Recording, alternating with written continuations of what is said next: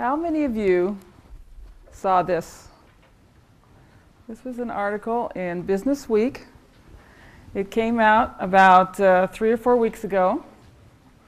And it was a response to a trial that's been going on called ENHANCE. ENHANCE is an acronym for about 12 long words. But this was the ENHANCE trial. And it was comparing 2 cholesterol-lowering regimes. One was with a statin drug, and one was with the same drug combined with another cholesterol-lowering drug. And what they found was that it didn't make any difference how low you lowered your cholesterol. They were looking at the thickening of the arteries, and either way, the arteries thickened the same amount. And this has sent a little shiver of panic through the industry, which is gearing up to put everyone on cholesterol-lowering drugs.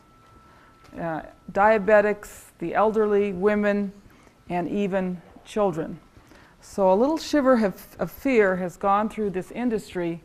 And what's so interesting to me is that the article about it appeared in not Medical Journal, but Business Week.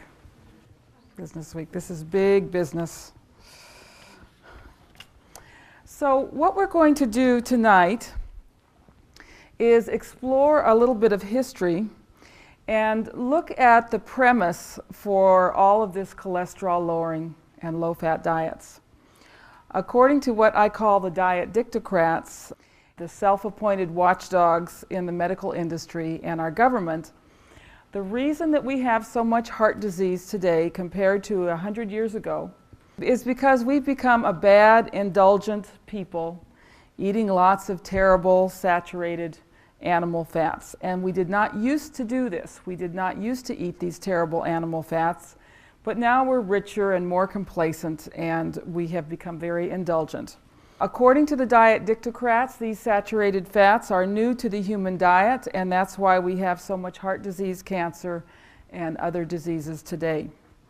In fact, a recent book called The Paleolithic Diet, or the Paleo Diet Plan, bases dietary recommendations on an interpretation of the diet of our so-called Paleolithic ancestors. According to the author, the cavemen were very politically correct, and although they did eat meat, they didn't eat those terrible saturated fats that come with meat. They just threw all that away. And the kind of fats they ate were the healthy recommended fats, and the book contains recipes featuring canola and olive oil. Before we get started, as a very general guide for newcomers, let's just go over the terminology that we use for fats and oils. Saturated fats are fats that tend to be solid at room temperature. So this would be butter, ghee, beef tallow, lard, which is pork fat, coconut oil, and palm oil. These are the saturated fats, and they are solid at room temperature. Monounsaturated oils tend to be liquid at room temperature, but they become solid when they are refrigerated. Olive oil, peanut oil, and canola oil are monounsaturated oils. Polyunsaturated oils are liquid even when they're refrigerated. Corn oil, soybean oil, safflower oil, and sunflower oil are polyunsaturated oils. Okay, let's go back now 100 years and look at how Americans were eating at the time. I have a cookbook published in 1895, put together by the Baptist Ladies of Monmouth, Illinois. You couldn't find a more representative group of people at the time. And they put the recipes together and sold the book as a fundraiser for their church. So we know that the people were actually eating this way. This isn't something that was made up by a dietitian. Now, this collection of recipes from the turn of the century is very interesting because it completely flies in the face of what our diet dictocrats are telling us. That the reason we have so much cancer and heart disease compared to a century ago is because we are eating much greater levels of saturated fats from animal foods. Yet in this little cookbook, There's hardly a recipe that does not contain butter, eggs, cream, or lard, beginning with the soup chapter and ending with the substantial array of desserts. Most meat recipes call for gravy made with the drippings and occasionally with added cream. Now, one interesting thing about the way people ate in 1895 is it seems that no one had heard of al dente vegetables, lightly steamed vegetables. All the vegetables in the recipes are cooked a long time, and many call for sauce based on cream. And in fact, it seems like the vegetables are just an excuse to have a sauce. The vegetable recipes include asparagus dressed in cream, 4 versions of cabbage with cream sauce, corn and eggplant fritters fried in lard, potato balls fried in good drippings, and parsnips fried in bacon fat. One of the things that foreign visitors to America noted in the 1700s and 1800s was that Americans were a butter-eating nation. We ate huge amounts of butter compared to Europeans. Observers stated that in America everything was swimming in butter, including porridge, soup, meat, vegetables, and puddings. We had a very rich land and we were a dairy nation, and no one was there to tell us that butter was bad for us. So we ate lots and lots of butter. It tasted good, so why not? Seafood recipes in the little book from 1895 include fish a la creme, scalloped fish, creamed salmon, and creamed fish. The sauce for broiled fish calls for 1 large spoonful of butter and 1.5 cups of cream. Another very interesting thing about this book is that there's a whole chapter devoted to oysters. Americans ate lots of oysters 100 years ago compared to today, 2 or 3 times as many oysters per person. In the Midwest, they were either brought in on ice by train to Chicago or they came in canned from the Chesapeake Bay. Recipes for oysters include deviled oysters made with egg yolks, creamed oyster patties made with eggs and butter, oysters wrapped in bacon, scalloped oysters, oyster pie made with 1 quart of cream. Oyster fritters fried in drippings, oysters fried in hot lard, and scalloped oysters made with butter and whole milk. There is a chapter on organ meats, which includes fried veal liver and sweetbreads, both creamed and fried. A scrapple recipe calls for hog's head, heart, tongue, and part of the liver, which was stored in a crock and covered with melted lard. Scrapple was consumed for breakfast, sliced and fried in lard. Good way to start the day. And then there are separate chapters for eggs and cheese. Well, let's turn to the salad recipes. What kind of salads were they eating back in 1895? There's only one salad recipe that calls for lettuce when available. Lettuce is a modern luxury, and in the past, people only had lettuce during certain periods of the year. And this leads to my own particular theory about the cause of heart disease. It's caused by lettuce.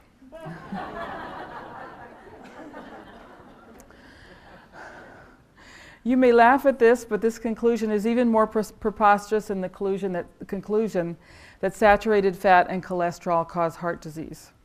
And actually, there is a very good explanation for why lettuce causes heart disease, which we will get to later on. The other salad recipes feature apples, cabbage, ham, tongue, chicken, oysters, fruit, potatoes, veal, lobster, sweetbreads, shrimp, and nasturtiums.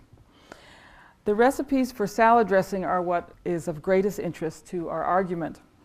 The dressing for coleslaw features sweet cream. 3 recipes for salad dressing contain egg yolk, mustard, and vinegar. 1 recipe calls for olive oil or melted butter. So if they didn't have olive oil, which they probably didn't, they put melted butter on their salad. Then there's another recipe that calls for 1 cup of whipped cream. So you can see the salads, just like the vegetables, were an excuse for animal fats. Now, there is one salad dressing recipe in this book that calls for oil. This is the only time in the book that the word oil appears by itself. Americans at the turn of the century nourished themselves with butter, cream, egg yolks, and lard. They were not using vegetable oils. The presses for removing these oils from the seeds were only just invented at that time, and these oils hadn't made their way to the grocery stores in Monmouth, Illinois. In addition to eggs, butter, cream, lard, suet, which is beef fat, and other animal fats like chicken and duck fat, coconut meat and coconut oil supplied additional saturated fatty acids in turn-of-the-century diets. Highly saturated coconut oil was used for crackers and baked goods. Now, the Baptists and their families were fond of rich desserts. Half the book is devoted to cakes, pies, ice cream, pudding, and donuts. And the donuts are fried in lard, of course. 2 advertisements for dentists at the back of the book testify to the effect of sugar and white flour on their teeth. But cancer and heart disease were extremely rare before the turn of the century. People were sturdy and strong, but obesity was not a problem. Today, however, we are being told that saturated fats from animal sources and from the tropical oils are the cause of cancer, heart disease, and obesity. Vegetable oils are being used as a substitute in everything from baked goods to baby food. So what we're going to do this evening is focus on how this change came about, how it was that Americans traded animal fats for vegetable oils. And the title of this tall tale is The Oiling of America. Now let's move forward to 1921. 1921 is the date of the first recorded myocardial infarction in the United States. Myocardial infarction is the scientific term for a heart attack. That was the first recorded one in 1921. By 1930, there were about 3,000 deaths in the United States from heart attack. And by 1960, that had jumped to 500,000 deaths from myocardial infarction. So something was going on here. This was a new disease, and in the space of just 40 years, it had become an epidemic. What was causing the myocardial infarctions? There were 2 theories that were put forward.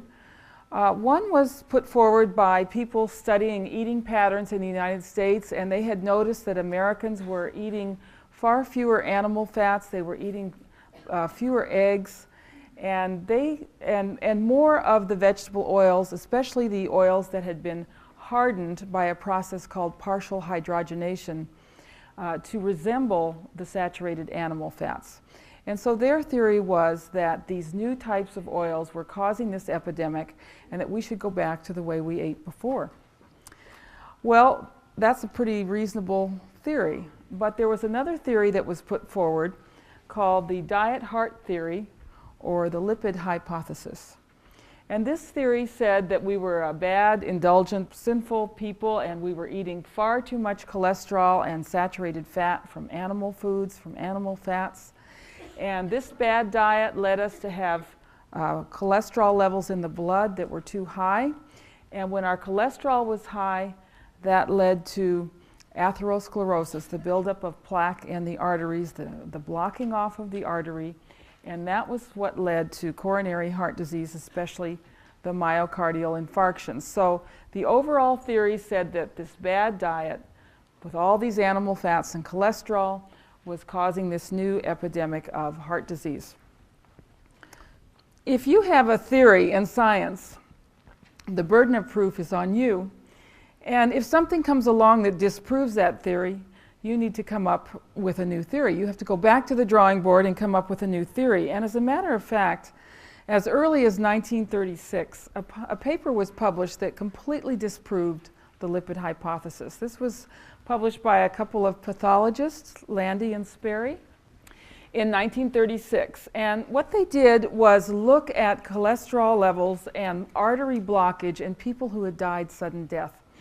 And what they found was no correlation. There were people who had very low levels of cholesterol with lots of artery blockage, and there were people who had high levels of cholesterol with very little artery blockage. Basically, it was all over the map, and there was no pattern that emerged from their study. So this part of the theory was disproven as early as 1936. that did not stop the proponents of the diet heart theory, however, and you might be interested to know who was the organization, or which organization was promoting this theory. It was none other than the American Heart Association, which was actually founded to promote the diet heart theory.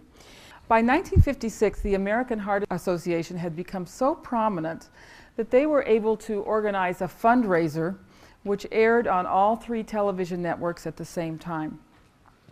The program featured medical doctors promoting the lipid hypothesis as the cause of heart disease and suggesting that Americans adopt the prudent diet. The prudent diet was one in which corn oil, margarine, chicken, and cold cereal replaced butter, lard, beef, eggs, and oatmeal with cream. Now, this campaign was not an unqualified success for the American Heart Association because one of the panelists was Dr. Paul Dudley White. Dr. White is considered the father of modern cardiology. He introduced the electrocardiogram to America, and he was President Eisenhower's personal physician.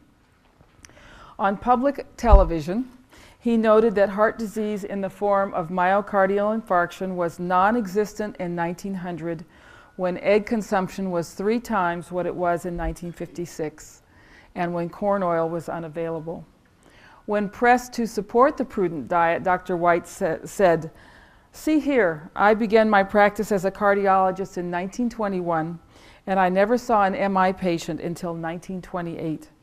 Back in the MI-free days before 1920, the fats were butter and lard, and I think we would all benefit from the kind of diet we had at that time, when no one had heard the word corn oil."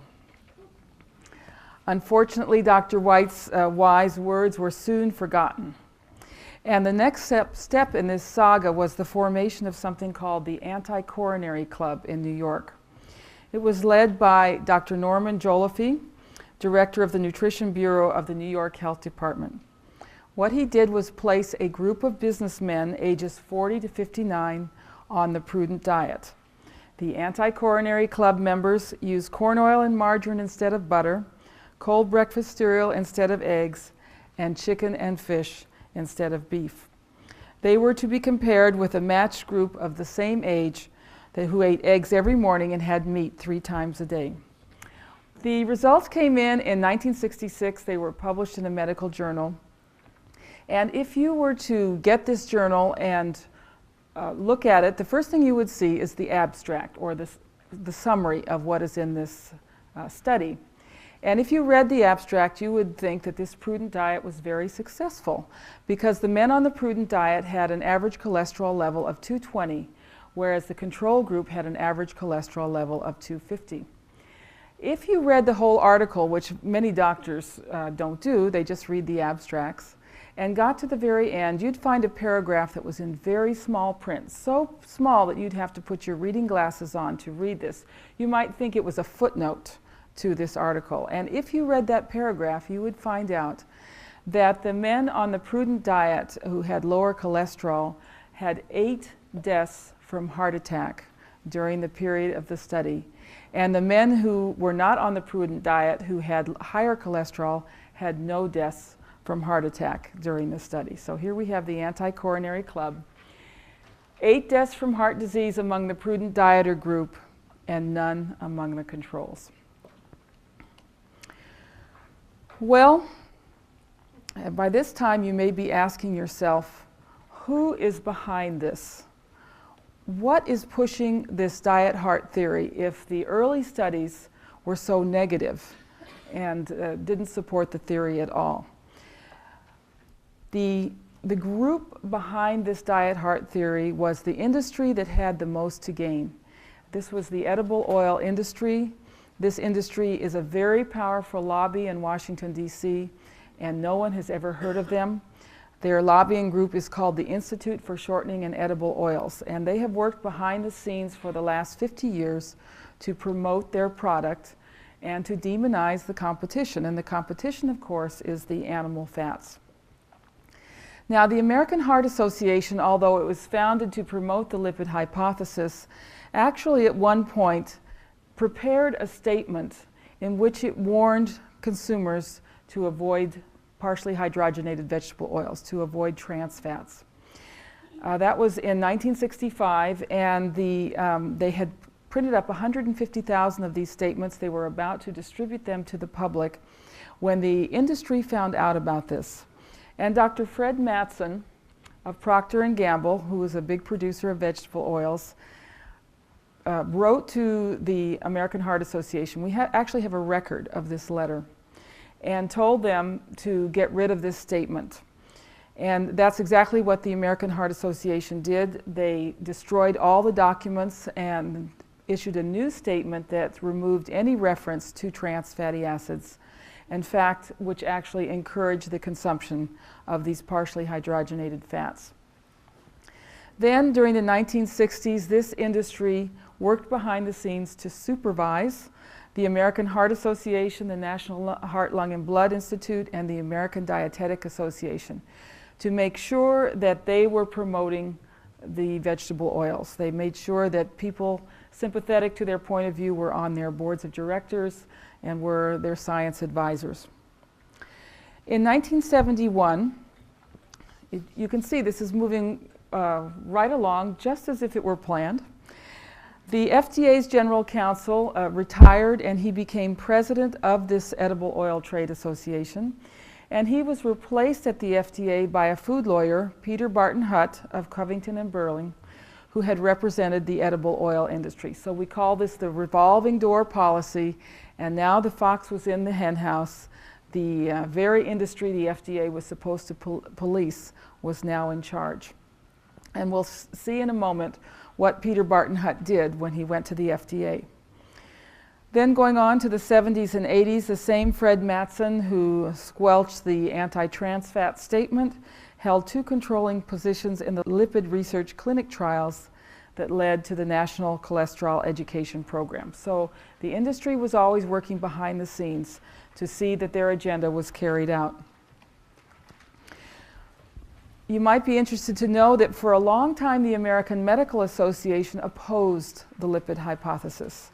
From a news release in 1962, the association said the anti-fat, anti-cholesterol fad is not just foolish and futile, it also carries some risk. And they call this a new food fad, and it should not be done without medical supervision and might be even dangerous to try. However, by the early 1970s, even the American Medical Association had come in line with the others, the American Heart Association and the National Academy of Science, and all three organizations issued statements in the early 1970s that were virtually identical. These were official statements about diet and heart disease. The first thing these statements said was that Americans had cholesterol that was too high, and that it was important for Americans to lower their cholesterol. And they called for measuring cholesterol as a routine part of physical examinations, even in early adulthood. So we want to make Americans anxious about their cholesterol levels at a very young age. We are instilling cholesterol anxiety in the population. Americans who were in the risk category should receive appropriate dietary advice, and Americans in the risk category should reduce their intake of saturated fats by substituting polyunsaturated vegetable oils. I put risk in quotation marks because they actually hadn't yet defined who was at risk. Were you at risk if your cholesterol was average at 240, or if your cholesterol was slightly high at 300, or if your cholesterol was low at 200? They hadn't decided who was at risk. Another thing that came out in these three statements was the following.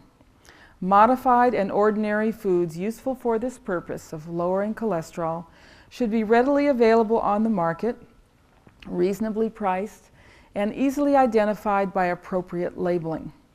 Any existing legal and regulatory barriers to the marketing of such foods should be removed. And we'll see how that was done in a moment. And then they said, and this is all in the same statement, so it's kind of interesting, more studies need to be done. Always calling for more studies. Dr. Enig calls this WPA for PhDs. More studies need to be done to determine whether modification of plasma lipids, that means lowering cholesterol, can reduce heart disease. So you see what's going on here. They're proposing a radical change in the way Americans eat on the basis of a theory that hasn't been proven yet. Well, the legal and regulatory barriers to the marketing of these new types of foods was the Federal Food, Drug, and Cosmetic Act of 1938. And this act basically said that if a food was an imitation food, it had to carry an imitation label. And the food processing industry did not like these regulations. They were inventing new foods. They had invented something that looked like meat based on soybeans and something that looked like cream based on vegetable oils. And they did not like the imitation policy. As you remember, the lawyer, Peter Barton Hutt, went to the FDA in 1971.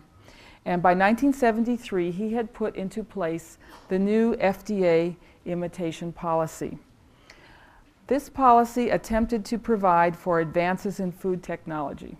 That's who it was for. It was for the food technologists. And to give manufacturers relief from the dilemma of either complying with an outdated standard or having to label their new products as imitation. And they firmly believed what they were saying, that these products were not necessarily inferior, and so we needed to get rid of this imitation law. And the new standard for the foods and the new definition of inferiority was any reduction in content of an essential nutrient that is present at a level of 2% or more of the US RDA. What that means was, if they were making an imitation cream out of vegetable oil, all they had to do was add some calcium and some synthetic vitamin A to bring it up to the level in real cream, and then it no longer had to carry the imitation label. So in one fell swoop, this opened the doors to a flood of imitation foods on the market. Americans didn't want imitation foods, especially after the war, and the regulations which required that label were a barrier to the marketing of these new foods. As soon as these new regulations were in place, George McGovern, Senator McGovern, convened the Senate Select Committee on Nutrition and Human Needs. This committee promoted the lipid hypothesis from the beginning. Thousands of pages of dissenting testimony were sent in, but it was completely ignored. The final report, which was written by a labor lawyer, by the way, who had no background in nutrition, claimed that USDA data showed that animal fats were the cause and vegetable oils could prevent cancer and heart disease. In fact, they said that our 10 greatest killers could be solved if Americans would just use vegetable oils and margarine instead of animal fats. It's quite amazing, really, how this all came about. Now, this was the time when my co-author and colleague, Mary Enig, was working on her PhD. And she was very familiar with USDA data and very puzzled by this report, because she knew that the USDA data showed something very different. Through Freedom of Information, she obtained the data that the McGovern Committee used, and when she looked at it, she found that they had done a lot of strange things. They had left out chunks of data that would have changed the results, and they had added in one place when they should have subtracted. And basically, when she manipulated this data appropriately, she found that it showed that the people still eating animal fats had less cancer and less heart disease. And the people eating the vegetable oils and the margarines had more cancer and more heart disease. She was able to publish an article in an obscure medical journal showing what she'd found, and the article concluded by calling for more research into the trans fatty acids, which was her specialty. About 3 weeks after her article was published, she was called to a meeting at the University of Maryland. It was the entire faculty in the lipids department, about 5 professors, all of the graduate students, and 4 representatives from the industry. There was someone from Unilever, Central Soya, Kraft Foods, and the Institute for Shortening and Edible Oils. And one of them had a stack of paper. This was before the internet, so they were clipping articles. And Mary's article in the journal got a lot of publicity. There was even an article in the National Enquirer about it. And he was shaking with rage. They were furious that this had gotten out. And he said, you know, we watch the journals. And I thought my colleague was watching the journal that published your article, and he thought I was watching that journal. And we left the barn door open and a horse got out. And he said, this is not going to happen again. Imagine the arrogance of these people. They were controlling what was being published in the journals, and they admitted it. They were proud of it. Now, at this time, Mary and her colleagues were actually analyzing foods in the supermarket for levels of trans fatty acids. Believe it or not, the official dietary tables of the US government did not mention trans fats. Usually the trans fats were lumped in with saturated fats, and researchers using this table ended up blaming saturated fats for diseases that were being caused by the trans fats. So Mary and her colleagues were doing this market basket survey, and the industry was very unhappy about this. And they said, we know what you're doing. If you continue this research, we're going to cut off all your funding. Well, the research was continued. It was finally published. And in fact, it was incorporated into the US government databases, thankfully. But Mary and her department never got another penny of funding. As the professors retired, they were not replaced. The department was closed. And Mary herself was blackballed and never got any funding for further research. This brilliant researcher was basically just closed off from the research community. So in spite of her brave efforts, the Senate Select Committee's report, flawed as it was, continued the American dietary trends toward more vegetable oils and less animal fats. But the medical profession was still skeptical of the value of cholesterol-lowering measures. So what I want to do now is look at 3 major studies that you all paid for. These were paid for with tax dollars, and these are the 3 studies that are mostly referenced in material that comes from our government promoting the lipid hypothesis. The first was the Framingham study that went on for 40 years in the town of Framingham, Massachusetts, where they were looking at risk factors for heart disease. And when the results came out, this was in 1987, they were published in a major journal summarized in this graph. And it does look as though if your cholesterol gets up into this level, it starts to get pretty scary. And you look like and it looks like you're quite at risk for heart disease if your cholesterol is in this interval or higher. Now, has anyone here ever taken statistics? Or sadistics, as my son calls them. Yeah. Okay. Do you notice something strange about this chart? If you look at the intervals, the first interval is 121 points. It goes from a cholesterol level of 84 to 204. Okay? Then the next interval is 30 points, and then 30 points, and then 30 points. And the last interval is 830 points. It goes from 295 to 1124. Now, if you had done that on your statistics test, you would have gotten an F. This is cheating. This is cheating. And this was published in the American Heart Journal. So I redrew the chart, and I made the intervals equal, and now it looks very different, doesn't it? Yes, if your cholesterol's up here at 1,000, anybody in this room who has cholesterol levels of 1,000? It's very rare. It's extremely rare. You are definitely slightly more at risk for heart disease, but not very much. It's certainly not something to get too frightened about. And as you'll notice, inside this circle between 185 and 285, this is basically a straight line. That means you're no more at risk if your cholesterol is 285 than if it's 185. So why are we making these huge changes in our diet? Now, in looking at the data, what you find is the actual rate of increase between cholesterol of 182 and 244 is minuscule, 0.13%. But a Dr. Stamler, who was writing about this study in an article, said that there was a 240% increase in risk between 182 and 244.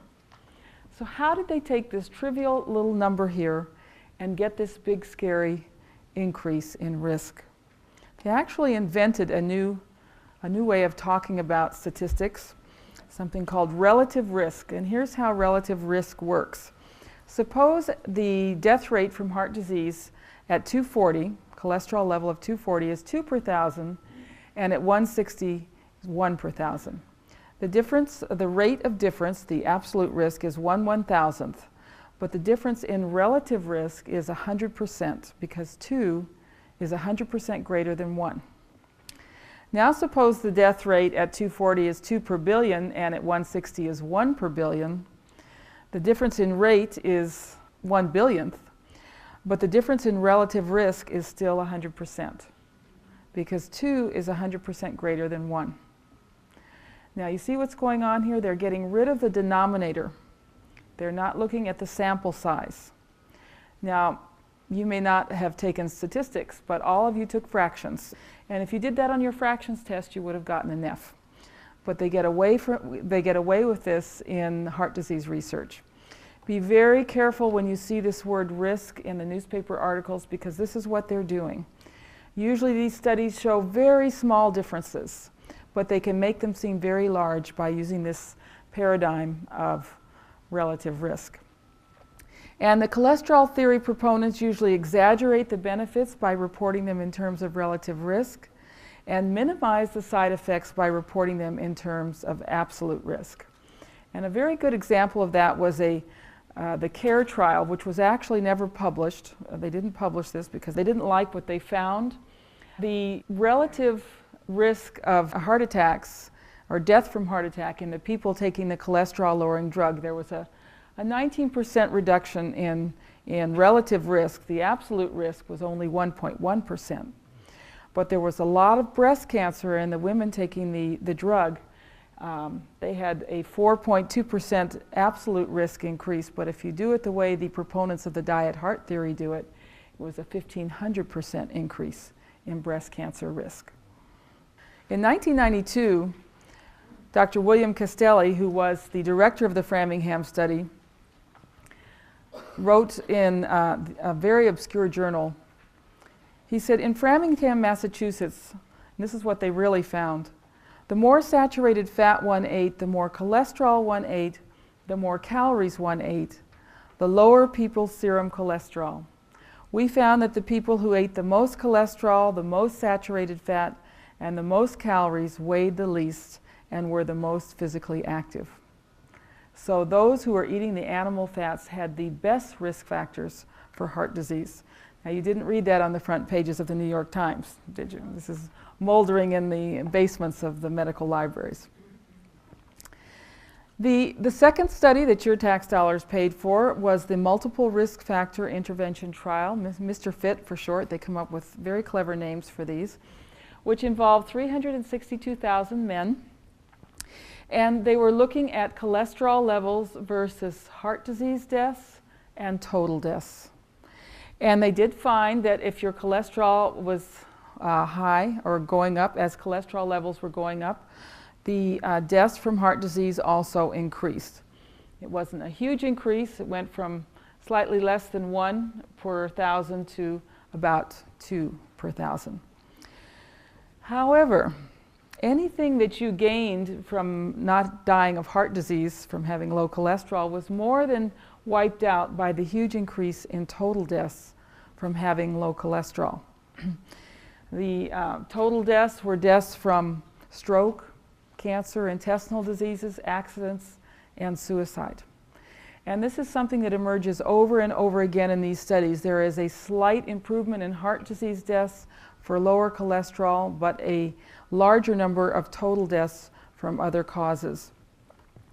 One of the things they found was that those who had high cholesterol and were taking blood pressure medications were the ones who were dying of heart disease. It seemed to be a very deadly combination to have high cholesterol and to be on blood cholesterol medication.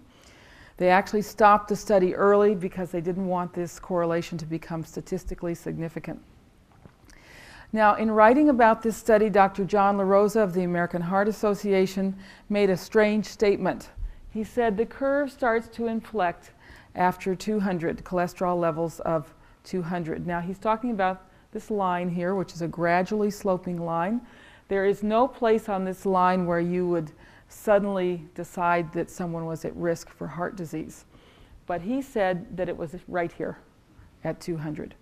And you can, as you'll see, what they were doing is laying the stage for choosing 200 as the risk point, the number at which they would put everyone on cholesterol-lowering drugs.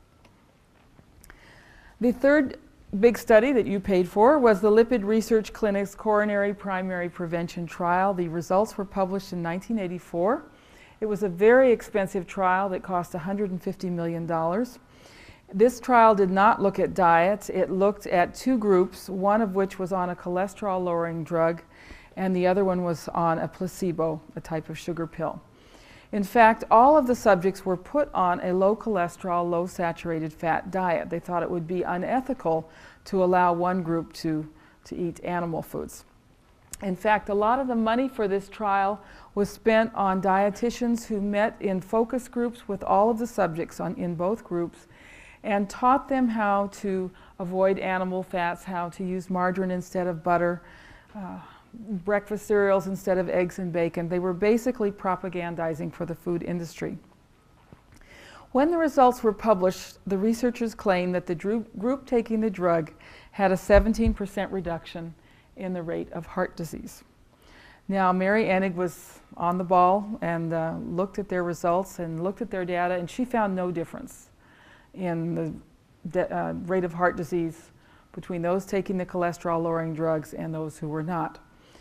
The average cholesterol reduction was 8.5%, and this has led to a statement which you may have heard. For each 1% reduction in cholesterol, we can expect a 2% reduction in coronary heart disease events. And this is nonsense. This is junk science, but it gets a lot of people worried about their cholesterol. The group taking the drug had an increase in deaths from cancer, stroke, violence, and suicide. But this is not what was published in the media frenzy that came after this trial was published. The popular press and the medical journals portrayed this trial as the long-sought proof that animal fats are the cause of heart disease. And as you can see, this trial didn't even look at diet. 30 years later, in 1987, they went back to the Framingham subjects and looked at them again. And what they found was that the lower their cholesterol, the greater their risk of death. In a statement in the Journal of the American Medical Association, we read, for each 1% drop of cholesterol, there was an 11% increase in coronary and total mortality. The other types of studies that are used to justify the diet heart theory are epidemiological studies, where they look at whole populations in different countries. The most famous of these researchers was Ansel Keys, working in the 1950s. By the way, that's where we get the word K-ration. Dr. Keys developed the K-ration for the soldiers. He became very famous promoting the lipid hypothesis. And this was the graph that he put together for his 6-country study. And as you can see, the x-axis is percentage of calories from fat in these countries, and the y-axis is deaths from heart disease per 1,000. And this looks pretty convincing. It really looks, here we have these countries with low fat consumption and low heart disease, and then we have the countries with a lot of fat consumption and a lot of heart disease. And he convinced a lot of people with these types of graphs. Now, he cheated also, and I'm going to show you how he cheated in a minute. But first I want to just point out something. In Japan, if you die of a heart attack, you bring a lot of dishonor to your family. If you die of stroke, you bring a lot of honor to your family. And the family doctor who wants to bring honor to the family and be a doctor to honorable families naturally leans toward putting stroke on the death certificate and not heart disease. So the death certificates in all of the Asian countries are very unreliable. And then we have Italy, and Dr. Keyes was in Italy just after the war, and he decided that the Italian diet was very low in fat. At that time, it probably was low in fat. It was actually low in food. They were basically starving. And he obviously never had a pepperoni pizza because cheese and sausage are two food items that are extremely high in fat. But just assuming that the data that he was using is correct, let me show you what Dr. Keyes did. This was the data that was available to him at the time. And now it doesn't look so convincing, does it? Basically what he did was draw the graph that he wanted and then remove the data points that didn't fit the graph. So this kind of cheating goes on a lot in epidemiological studies. One person who did it a lot was John Robbins in his books, where he was arguing that meat caused disease, cancer, and heart disease. He just excluded the data points that didn't fit the nice, tidy graphs that he published. Something very interesting emerged from these early epidemiological studies was country pairs. For example, in Finland, people tend to have very high cholesterol levels, but in West Finland, they have low levels of heart disease, and in a place called North Karelia, they have very high levels of heart disease. He found similar pairs in Middle Europe and Italy and Greece. Now, this was something that really needed looking into. But no one went back and did further studies. Was it the difference in soil? Was it the difference in diets, lifestyle? Nobody went back to look at this very interesting data that emerged from these early studies. And that's a shame, because if we can't do that today, no one is eating all local food anymore. Another epidemiological study was the Monica study. As you can see, if you eliminate China and Japan, where we have very unreliable data, not only about what people die from, but about what they're eating, there really is no correlation here. Here is France with high levels of cholesterol and very low levels of heart disease. That's the French paradox there. But in a graph that was published in Swedish papers used to justify the anti-cholesterol campaign, this is how they showed the Monica study. So once again, they left off the data points that didn't fit the graph that they wanted to publish. Here's some epidemiological data from Europe. These are the European countries that have the lowest consumption of saturated fat. And as you can see, several of them have very high rates of heart disease. These are the European countries that have the highest levels of saturated fat consumption. And as you can see, they have the much lower levels of heart disease. Here we have France, the French paradox, very high levels of saturated fat consumption, very low rates of heart disease. But we also have the Swiss paradox, the Dutch paradox, the Icelandic paradox, the Finnish paradox, and the Austrian paradox. All of these paradoxes. A little quote here from Galileo: "By denying scientific principles, one may maintain any paradox." When you've got all these paradoxes, something is definitely wrong with the theory. All of these studies were building up to the 1984 Cholesterol Consensus Conference. Now, you may be saying, where were the critics? There were lots of critics, and their voices were becoming louder and louder. There were a lot of scientists who were appalled at what was going on. So they invited all these scientists to this conference. It was designed to appear objective and comprehensive, and the dissenters were allowed to speak and give talks, but their views were not included in the panel's report. Dr. Enig was there with one of her colleagues, and her colleague happened to pick up somebody else's papers on the first day of the conference. And in that stack of papers was the final report for the Cholesterol Consensus Conference. So the report had been written before the conference was convened. There were just a few little numbers that they wanted to fill in. And by inviting the dissenters and having their names on the conference program, it made it seem as though they had finally seen the light and fallen in line with the diet heart theory. It was at this conference that they defined the risk point for heart disease. They decided that all individuals with cholesterol levels over 200 would be defined as at risk. Now, there was a little bit of debate about this, which Mary and her colleague happened to overhear. The three organizers were arguing. And two of them said, well, obviously the risk point should be 240, because that's the average. We can't make it below average. But Dr. Rifkin, who organized this conference, said, no, no, no, we have to make it 200. Otherwise, we won't have enough people to test and, of course, to treat. The conference called for mass cholesterol screening and recommended the prudent diet, low in saturated fat and cholesterol for at-risk Americans, even though no long-term studies had ever been done of such a diet. And finally, as you can well imagine, they have advised the replacement of butter with margarine. Now this was national policy, national government policy, that Americans were going to use margarine and vegetable oils instead of butter and animal fats.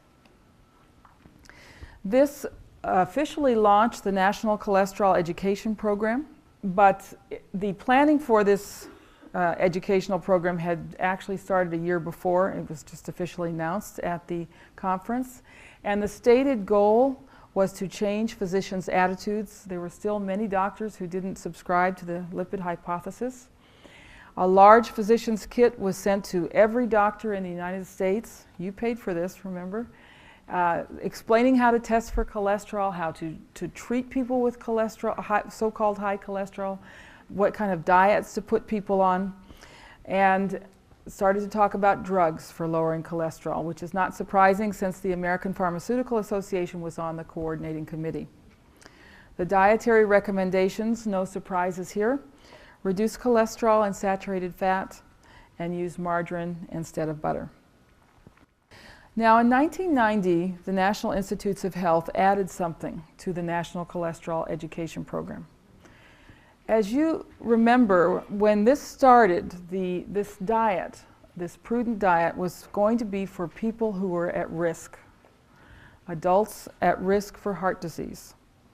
But in 1990, the National Institutes of Health recommended the prudent diet for all Americans above the age of 2. When your child turns 2 and goes in for the pediatrician's 2-year checkup, that's when the doctor says, now it's time to put your child on reduced fat milk, don't give them butter, cut back on the eggs. You don't want your child to end up with heart disease. Well, there's absolutely no proof that this type of diet is going to prevent heart disease in children.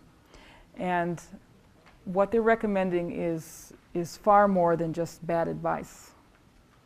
This prudent diet for children is genocide. This is a genocidal diet, and it's being imposed as national policy on all of our growing children. During this period when all of this phony science was going on, there was a lot of good science going on, showing us how important the animal fats are, saturated fats are, and the vitamins carried in animal fats for growth and development. Children need cholesterol and animal fats for the development of the brain and nervous system, for their bones, for their organs, and for reproduction. So the diet that's being imposed on our growing children today is leading to an epidemic of learning disorders and infertility. Exactly what anyone could have foreseen. Now, there's a lot of fine print here, but I want to read this to you because it shows that the people who were promoting this theory knew exactly what they were doing. This is Scott Grundy, one of the main proponents of the diet heart theory, and this was published in the Journal of the American Medical Association in 1986. The title of the article was "Cholesterol and Coronary Heart Disease, a New Era." He starts off with a very strong statement. Evidence relating plasma cholesterol levels to atherosclerosis and coronary heart disease has become so strong as to leave little doubt of the etiologic connection, the cause and effect connection. The next statement, though, is not quite the same as the first statement. In fact, there's kind of a contradiction here. He said, the recent consensus conference on cholesterol implied that levels between 200 and 240 carry at least a mild increase in risk, which they obviously do. It is so mild as to be trivial, but of course they have made everyone afraid by using this concept of relative risk. Then he says, if hypercholesterolemia, this is a new disease now, hypercholesterolemia, high cholesterol, is defined as a plasma cholesterol level exceeding 240 for middle-aged people, this means that 15 to 20% of American adults have an elevated cholesterol level. Well, duh. I mean, if that's how you've defined it. And remember that they actually defined it as 200, so it's far more than 15% of people are suddenly patients. Healthy people have suddenly become patients. He calls for the simple step of measuring the plasma cholesterol level in all adults. This is creating another new disease, cholesterol anxiety. Those found to have elevated cholesterol levels can be designated as at high risk, because they're defined as being at high risk, and can thereby enter the medical care system. That's what it's all about, changing healthy people into patients by inventing a new disease, hypercholesterolemia. An enormous number of patients will be included. Yes, indeed. Continuing, the same article, many physicians will see the advantages of using drugs for cholesterol lowering. They're trying to get the physicians involved here. The recent and dramatic surge of interest in cholesterol-lowering drugs by the pharmaceutical industry support the belief that use of these drugs will be widely accepted by the medical community. They're getting the doctors on board here. But then he goes on to say a positive benefit-risk ratio for cholesterol-lowering drugs will be difficult to prove. And they haven't proven it yet. In fact, they're admitting as much. Whether diet has a long-term effect on cholesterol remains to be proved. And that's absolutely true. It's still true today. They've proved nothing about diet and cholesterol levels or heart disease. But, he says, public health advocates furthermore can play an important role by urging the food industry to provide palatable choices of foods that are low in cholesterol, saturated fatty acids, and total calories. Change the way everyone eats. Finally, the demonstration that lowering the plasma cholesterol level will reduce the risk of heart disease provides a strong impetus to intervene. That's what it's all about, is intervention into your lives in the, quote, mass hypercholesterolemia. And he's honest enough to put this in quotes because this is totally invented by the industry. The mass hypercholesterolemia prevalent among Americans. Dietary modification for this purpose will likely remain the foundation of intervention. Well, you may ask, what about all the other studies? And there really are dozens and dozens of other studies that have looked into cholesterol levels and diet and heart disease. And they are very well described in the book by Dr. Ravenscoff, The Cholesterol Myths. I won't go into them all, but one of them is quite extraordinary, the International Atherosclerosis Project, which looked at 31,000 autopsies from 15 countries and looked at cholesterol levels, looked at the diets, and they found no correlation between animal fat intake and degree of atherosclerosis or the serum cholesterol level. Vegetarians had just as much artery blockage as meat eaters, and those with low cholesterol had just as much artery blockage as those with high cholesterol. And there were many critics. There were dozens of critics. Usually they waited till they retired, and so their funding wasn't jeopardized to speak out. One of them was George Mann, formerly with the Framingham Project, who said the public is being deceived by the greatest health scam of the century. And Michael Gurr, who wrote the definitive lipid biochemistry textbook when he retired, he wrote, whatever causes heart disease, it is not primarily a high intake of saturated fatty acids. So there were plenty of critics, but you don't read about the critics in the newspapers, and you don't hear about them on television. Well, we've been talking about cholesterol, so maybe we better talk about what it is.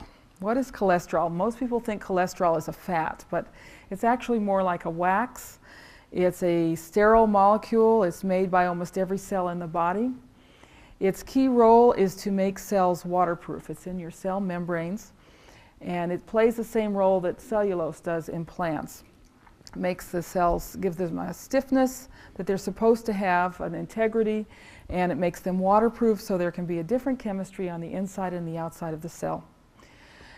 Cholesterol is nature's healing substance. It repairs wounds. There's a lot of cholesterol in scar tissue. And it repairs tears in the arteries. If you have very weak arteries prone to tears, your body makes a lot of cholesterol as a repair substance. And blaming cholesterol, high cholesterol levels for heart disease is sort of like blaming the firemen who put out the fire. Gosh, every time we have a fire, there are firemen there, so the firemen must be causing the fires. That is the logic that's blaming cholesterol. Cholesterol is the precursor to vitamin D, which is a very important vitamin. The bile salts that your body uses for digesting fats are made from cholesterol. Important hormones are made from cholesterol, and we all hear a lot about antioxidants today. One of the most powerful antioxidants in your body is cholesterol. Protects the body against free radicals. And finally, cholesterol is essential for the development and function of the brain and nervous system, and is needed for the proper function of the serotonin receptors in the brain. Now, serotonin is the body's feel-good chemical.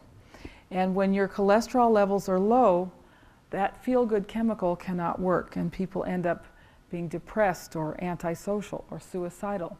And this explains why over and over again in the studies we see that cholesterol lowering leads to depression. Another thing in the studies is that cholesterol lowering leads to violence, not only suicide but accidents and violent behavior.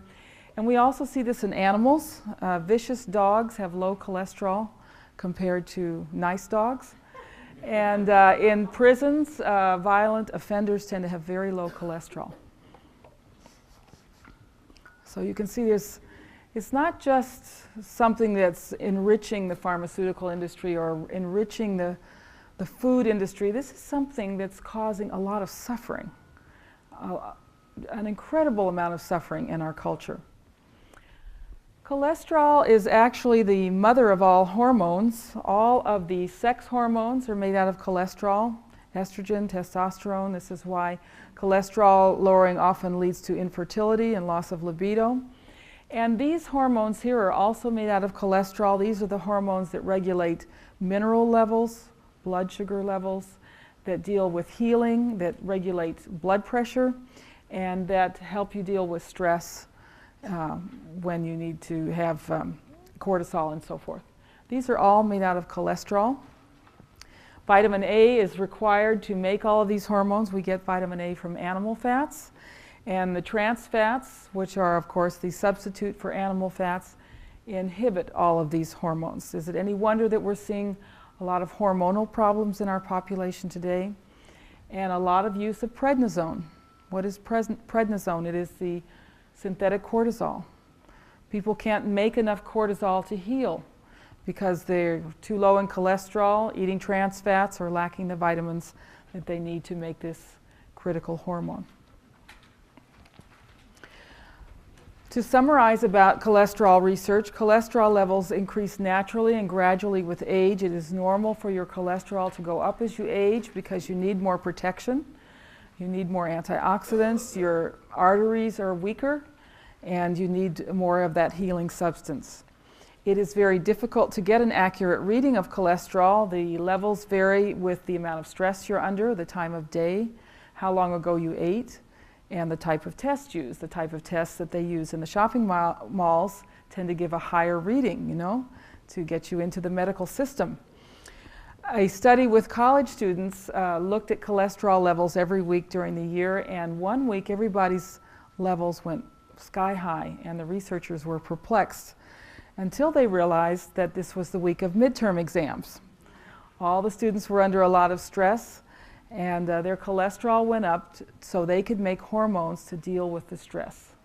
If they had not taken or if they had taken something to lower their cholesterol levels, they might not have gotten through their midterm exams. They might have freaked out under all the stress. Okay, what is the risk at the various levels? We know that men are slightly at risk for heart disease if their cholesterol levels are above 300. This is men under the age of 60. How many in this audience fit that criteria? You're male, you're under 60, and your cholesterol's over 300. 1, 2, okay, 3. Okay. Not many, but we've got the whole country trying to lower their cholesterol. For women, there's no appreciable difference in heart disease for cholesterol levels at any level. And for the elderly, it's the same. So if you're a woman or if you're over 60, even if your cholesterol is 1,000, you're no more at risk for heart disease than if your cholesterol is at 180. And in fact, for women of all ages and for the elderly, higher cholesterol is associated with a longer lifespan. The higher your cholesterol, the longer you live. And as we stated earlier, autopsy studies show zero correlation between animal fat intake, degree of atherosclerosis, and the serum cholesterol level. Well, what about LDL and HDL? Isn't LDL supposed to be the bad cholesterol and HDL is supposed to be the good cholesterol? Well, without going into details, let me just say that the evidence that LDL is bad is even weaker than the evidence for total cholesterol. And we now know in recent studies that LDL cholesterol protects against infection, especially in the elderly. Many studies have shown that all-cause deaths, especially deaths from cancer, are higher for individuals with cholesterol lower than 180. And by the way, 200 is no longer the risk point. Now they're trying to get cholesterol levels even lower. And if you've had a heart attack, even if your cholesterol is 130, and that does happen, they still put you on cholesterol-lowering drugs because obviously your cholesterol wasn't low enough. The cholesterol that we get in food is not harmful. In fact, it's exactly the same substance that your body makes, and if you're eating a lot of cholesterol, you just spare the body from having to make its own cholesterol. But there is one type of cholesterol that seems to be problematic, that's oxidized cholesterol, which in some studies appears to initiate the buildup of plaque in the arteries. And oxidized cholesterol comes from powdering animal foods like powdered milk or powdered eggs. And powdered milk is added to 1% and 2% milk and low-fat dairy products, which people are drinking thinking they are protecting their heart. And finally, the cholesterol-lowering drugs do not lower the risk of heart disease, but they do increase the risk of cancer, intestinal diseases, depression, suicide, and violent behavior. There are over 200 risk factors for heart disease. These include something called lipoprotein a. It's a substance in the blood, which, by the way, is lowered by saturated fats. Homocysteine, type A behavior, loss and bereavement is often followed by heart attack. Short stature, low birth weight, elevated uric acid, that was found in the Framingham study. Something called C-reactive protein, which shows inflammation levels. Low vitamin D is associated with heart disease. Underactive thyroid, lack of exercise, obesity, smoking, snoring, baldness, hairy chest, earlobe creases, hairy earlobes. These are risk factors. Maybe people with hairy earlobes should have their ears cut off. Being poor in a rich country and being rich in a poor country. And elevated cholesterol in some population groups. These are risk factors. But a risk factor is obviously not a cause. A new way of measuring buildup in the arteries is called electron beam tomography. It's very accurate and strongly correlated as a predictor of coronary heart disease events. It's actually looking at calcium in the arteries, and this was a very interesting study that looked at LDL cholesterol versus calcium buildup. And the LDL cholesterol was slightly protective. So you don't have to worry about your LDL cholesterol either. So here we have the oiling of America. These are consumption trends over the last 100 years. As you can see, consumption of butter has plummeted. Very few people use lard anymore, and those who do, like the Hispanics, are constantly being propagandized by the dietitians to get them to switch to vegetable oils. Shortening consumption has tripled. Now, the shortening in 1900 was made of coconut oil and lard. It was a natural product. The shortening today is made with partially hydrogenated vegetable oils. Margarine consumption has gone up. And look at the liquid oils. That's the biggest increase of all. A 16-fold increase in the use of liquid vegetable oils. What do we put these liquid vegetable oils on? Lettuce. And that's why lettuce causes heart disease. I'm going to give you a very short lesson in fats so you can understand why these newfangled fats and oils are so dangerous. This is what a saturated fat molecule looks like. It's a straight molecule. They pack together easily, so they're solid at room temperature. And this is what a monounsaturated fat molecule looks like. They're called fatty acids, by the way. That's the technical term for a fat molecule. This is what you find in olive oil. And olive oil will be liquid at room temperature, but if you chill it down, it will get solid, so they start to pack together. There's just one little bend in the monounsaturated fatty acid. These are our polyunsaturated fatty acids. They have 2 or 3 or even more little twists in them. They're very twisty molecules, and they don't pack together easily, and that's why they're liquid even when they're refrigerated. But the important thing to understand about these types of fats is that a fat that's saturated and a fat that's monounsaturated is a stable fat. You can heat them, you can cook with them, you can expose them to air, and they don't break down. They're still safe to eat, and they last a long time. Whereas the polyunsaturated fats are fragile, and if they're heated or exposed to oxygen, as in processing and cooking, these little bits get broken off. These are actually hydrogens here. Basically, they're electrons. And you're left with what they call unpaired electrons. And what are unpaired electrons called? They're called free radicals. This is a chart of the processing for these very fragile vegetable oils. As you can see, this is an industrial chart. This is done in huge equipment in big factories. And all of these steps, the bleaching and the refining and the extraction and the fractionation and the hydrogenation and the deodorization involve heat. So these oils are being broken down into free radicals. Now, in the end, they are deodorized, and you can't smell that they're rancid, but they're very, very rancid. And then we're told to cook with these oils. So you really end up with a toxic brew. And this is how I want you to think of processed polyunsaturated oils, with the hydrogens broken off, and what you have here is like a dagger sticking out. And what free radicals do is cause uncontrolled reactions in your body. And if they are going through your arteries, they will react with the surface of your arteries and cause lesions and problems because of these free radicals. And this is a healthy artery.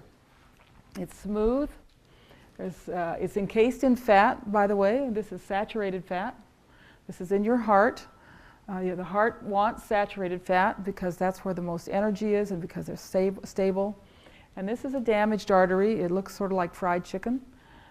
And all of this crustiness and wounds and tears and everything, that's the kind of damage that free radicals cause. Just think of them as daggers. So many diseases are associated with the consumption of these oils, increased cancer and heart disease.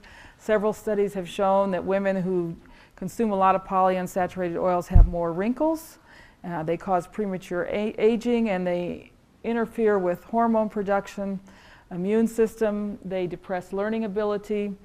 They cause liver damage and especially damaging to the reproductive organs and the lungs. That's where we have the greatest increases in cancer in this country. They cause digestive disorders, and we're particularly concerned about what these oils do to children, impairing growth, impairing learning, probably because they actually do lower cholesterol. Here is an advertisement for a vegetable oil, and you can get, if you write in, you can get a complete cholesterol depressant menu and recipe book. Does anyone want to guess where this advertisement appeared? It wasn't in Ladies' Home Journal. This was in the Journal of the American Medical Association. And here's one for Fleischmann's margarine, claiming or creating the impression that margarine will lower blood pressure. There is not a shred of evidence that using margarine or vegetable oils will lower blood pressure. But you know, these guys had a lot of chutzpah with these types of ads. And let's look at a trans fatty acid and see what's going on here. This is again our saturated fat molecule. These are carbons, and these little things sticking out like ears are pairs of hydrogens. And they occur in pairs because in pairs they're stable and you can have controlled reactions. Chemical reactions take place in these electron clouds here. This is our monounsaturated fat, and as you can see, it's missing the two hydrogens on this side, but the two remaining hydrogens at this double bond are on the same side. That's called the cis configuration, and so they also make a nice electron cloud where you can have controlled chemical reactions in your body.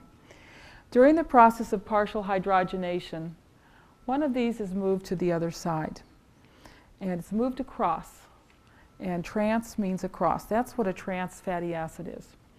Now, your cells are covered with a membrane. Every cell in your body, you have millions of cells in your body, and every cell in your body has a membrane composed of billions of fat molecules. And at least 50% of those fat molecules need to be saturated fat for your cells to work properly. About another 40% need to be monounsaturated fat, and then the remaining 10% are a variety of polyunsaturated fatty acids. When you eat trans fats and your body digests them, it doesn't really recognize them as being foreign.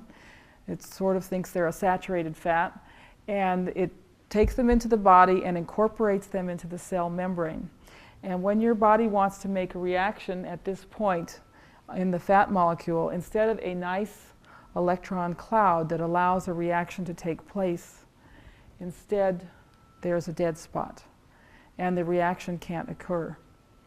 If you think of the polyunsaturates with their daggers sticking out as causing uncontrolled reactions, the trans fats block reactions. Think of your cell, every cell in your body as a sphere with sparkling lights all over the sphere. Those are these little electron clouds. And when the fatty acids are in the right proportions, your cells sparkle with electric light. Now, if you start eating a lot of trans fats, instead of sparkles, you're going to have dead spots, dead black spots on the surface of your cell membrane. And the more trans you eat, the more partially hydrogenated vegetable oils that you eat with these trans fats, the more trans fats get built into your cell membranes.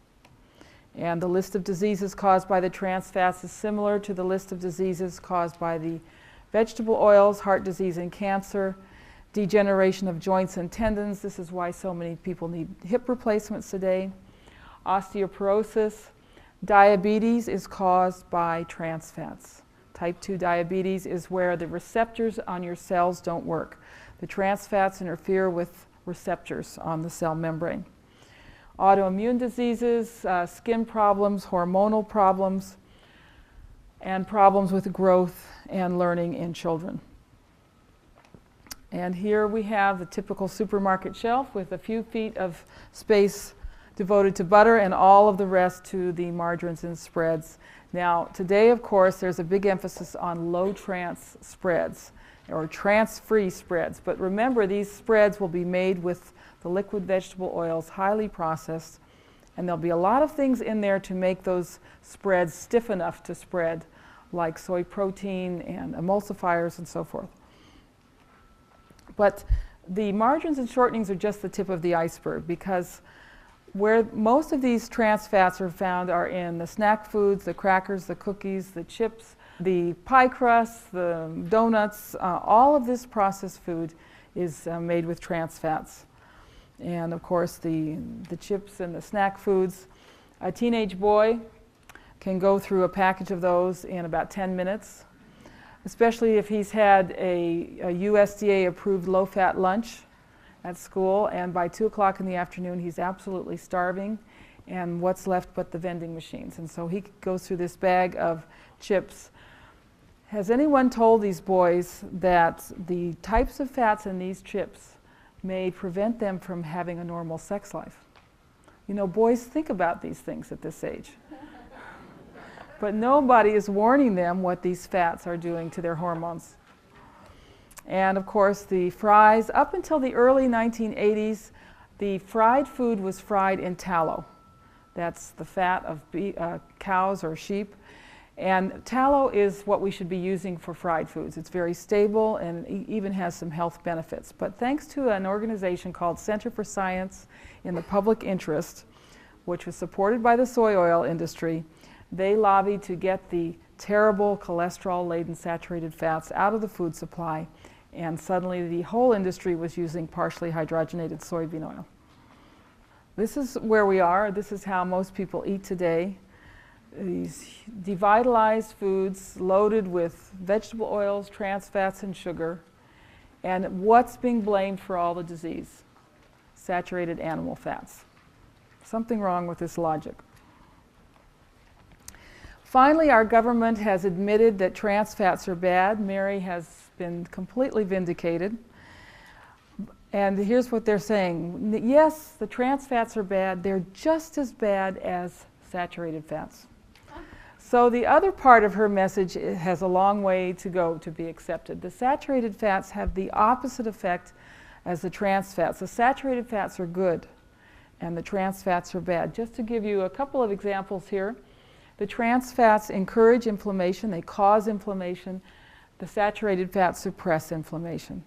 The trans fats depress the immune system, whereas the saturated fats enhance the immune system.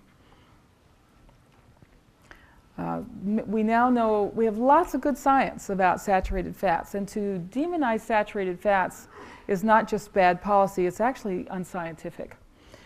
We need saturated fats in our cell membranes. They contribute to strong bones. They actually protect against heart disease and support heart function.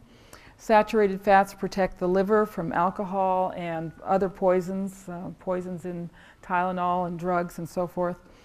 The lungs cannot function without saturated fats, and this is why, and we have several studies on this, children who get full-fat milk and butter have much less asthma than children fed low-fat milk and margarine. The kidneys require saturated fats to function, the immune system, the essential fatty acids need saturated fats to function, and saturated fats are actually part of the body's detoxification mechanism. And then we have the special types of saturated fats that we get in coconut oil, the short and medium chain fatty acids, which of course coconut oil has been forced out of the food supply and accused of causing heart disease. But the types of fats in coconut oil actually give the metabolism a boost. They raise the body temperature, they give you energy. They're never stored as fat, and so they're the perfect fat for weight loss. They support the immune system, and they're involved in intercellular communication, so they help prevent cancer. All cancer patients should be on coconut oil. And finally, they have these antimicrobial components in them that kill pathogens, including candida in the gut. And recent research in which Mary Enig was involved showed that the types of fats in coconut oil are the ideal treatment for the antibiotic-resistant Staph aureus, which is killing so many people in our hospitals.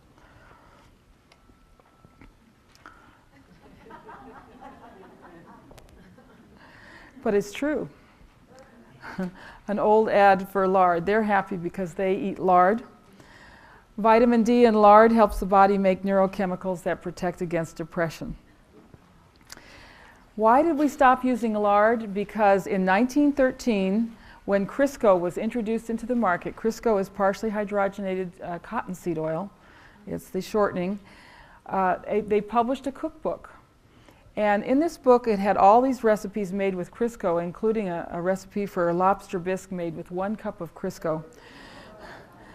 And in the introduction, they basically said, and this book was aimed at women, at housewives, that women who used Crisco instead of lard were more scientific, they were more modern, their houses were cleaner, their houses smelled better, and their children would have better characters than mothers whose children were fed lard. So it was a very interesting advertising campaign that went on for Crisco. The other group that they targeted were Jewish housewives, and they said if you use Crisco, you don't have to worry about the kosher laws. And Mary Enig is very concerned about what this has done to the Jewish population, because they were the earliest to use a lot of trans fats. In the last 75 years, we've had this huge increase in heart disease and cancer. We don't know all the reasons, but one thing for sure, it's not butter, because butter consumption has declined during this period. There are very few studies that have actually looked at diet, but one of them was published in 1965, and it looked at high-risk patients. These were people who had already had a heart attack. They were divided into 3 groups. One group was fed polyunsaturated corn oil.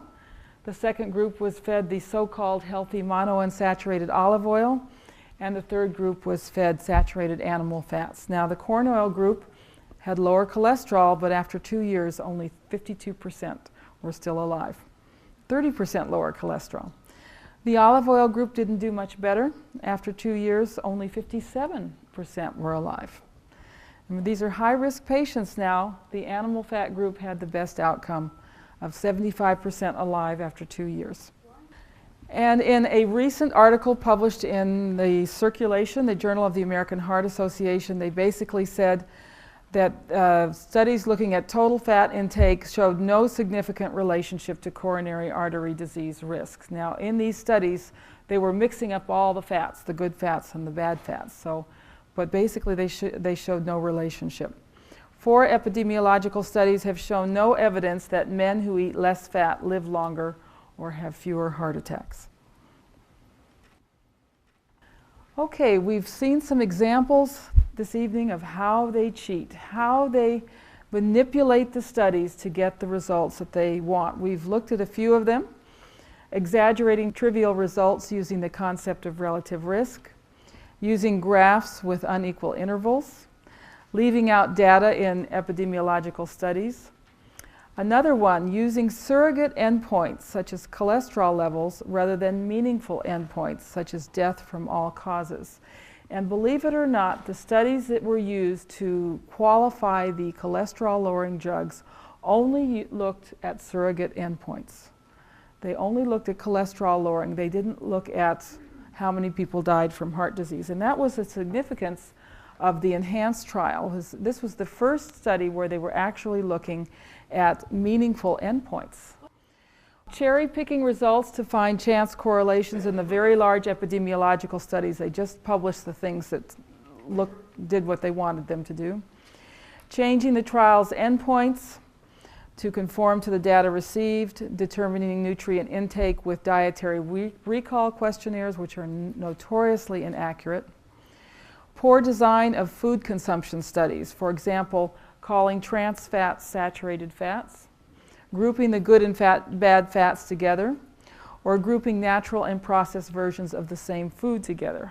A recent one was looked at fruit consumption, fruit and fruit juice consumption, but they included in fruit juice consumption Kool-Aid. I mean, there's nothing you can conclude from studies like this. A lot of studies that blame meat on colon cancer are really looking at processed meats. Confounding a risk factor with a cause. Very often the abstracts do not accurately reflect the findings. And in review articles, omitting contradictory studies. So there's lots of ways that the researchers can manipulate the data and manipulate the results to get what the people paying for these studies want. I'll show you just one example, and this was about breast cancer. Big headlines, animal fats linked to increased breast cancer risk study finds. About 20 people sent me this study when it came out and said, see, you were wrong. So let's look at this study carefully. The newspaper articles said eating high-fat red meats and dairy products such as cream may increase the risk of breast cancer for premenopausal women. I would not recommend that diet. She was talking about Atkins' diet for premenopausal women unless they replace red meat with poultry and fish. Breast cancer risk increases 58% by eating animal fat. That sounds pretty scary, doesn't it? Remember, when you see that word risk followed by a big number, they're using relative risk. And here's what they actually found. If the percentage of calories from animal fat was 0 to 14%, your chance of getting breast cancer was 0.68%. From 18 to 21%, 3% percentage point spread, the risk was 0.88%. And by comparing these two numbers, they get this very scary 58%. Then from 21 to 46%, a huge interval, the risk actually went down to 0.73%. They didn't tell you about that in the newspaper articles. So here they've taken some very trivial findings and made them seem very scary by using this concept of relative risk. There were also twice as many smokers in the group consuming animal fat compared to the lowest. The highest interval had the greatest range, and the differences were actually very small. The higher level had lower risk than the middle level. They used 2 dietary recall surveys to determine fat consumption, notoriously inaccurate.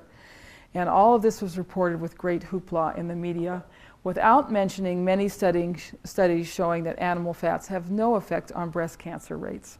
So this is just another disease, cancer, but the same tricks that they're using. I took this photograph in the airport at Raleigh-Durham. This area of the country is called the Research Triangle. This is where a lot of these studies are done. And you can imagine a young researcher has just got a grant for $1 million in his pocket, and he's walking through the airport wondering how he's going to get the results that will please the people paying for this study. And here's an ad for a company called Quintiles that does these studies for them. And she says, lucky you, you don't have to worry about results when Quintiles handles your clinical trial. So the young researcher knows what she's saying. We can get the results that you want. Finally, let's talk very briefly about cholesterol-lowering drugs.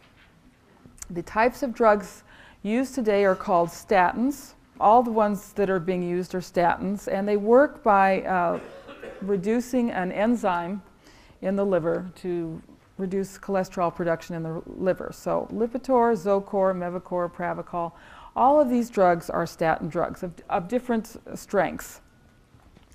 These statins were discovered by the Japanese, who found them to be very toxic in animal trials. In fact, in every rodent study, statins have caused cancer in rodents. But the Japanese sold their discovery to Merck, a US drug company, which got FDA approval with unexplained speed. They did this with studies that just used surrogate endpoints. It didn't look at meaningful endpoints. And today they are being promoted for healthy men and women categorized as at risk because their cholesterol levels are over 200. And as I said, that number gets lower and lower. If you've had a heart attack and you have very low cholesterol, you're still put on a statin because obviously your cholesterol levels are not low enough. These drugs have many side effects.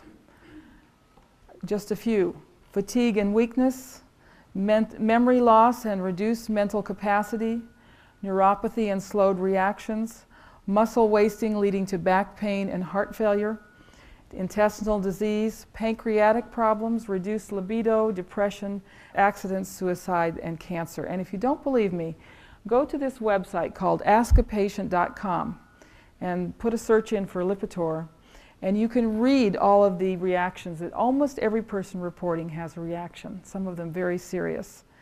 And yet most of them are saying how pleased they are with the Lipitor because it's lowered their cholesterol. Rates of heart failure in this country have doubled since the statins have come into use. That's because the statins not only reduce cholesterol, but they reduce something called coenzyme Q10, which is needed for your muscles to work. And the heart is the biggest muscle in your body, the most hardworking muscle, and it does not have enough CoQ10. This also explains the fatigue and weakness, the muscle wasting leading to back pain. Statins also block the absorption of vitamin A, which we have seen is needed for hormone production. Polyneuropathy is a condition characterized by weakness, tingling and pain in the hands and feet, as well as difficulty walking. Some people talk about the statin shuffle, this very difficult gait that people develop. And if you complain to your doctor about it, he says, well, you know, you're just getting old. What do you expect? A lot of the side effects of statins are what happens when people age, and basically what the statins do is age you very quickly. And in a study done in Denmark, they found that those who took statins were more likely to develop polyneuropathy, and the longer you took the statins, the more likely you were to develop polyneuropathy. We've had a lot of reports of elderly people with perfect driving records in freak accidents. We had a man in Santa Monica who had a perfect driving record. He plowed into 10 people at a farmer's market. He said he couldn't find the brake pedal. And his wife said, you know, he's so healthy, he's never been sick. The only thing he takes is this cholesterol-lowering drug. So we're all at risk with all of these people taking these drugs. What about your truck drivers? What about the pilot flying your airplane? Do you want your pilots to be taking drugs that cause memory loss or difficulty having reactions? And yet this is what's going on. The Honolulu Heart Program came out with a big paper in 2001. This was a 20-year study, and the researchers compared changes in cholesterol concentrations over 20 years with all-cause mortality. And I'll read you this quote.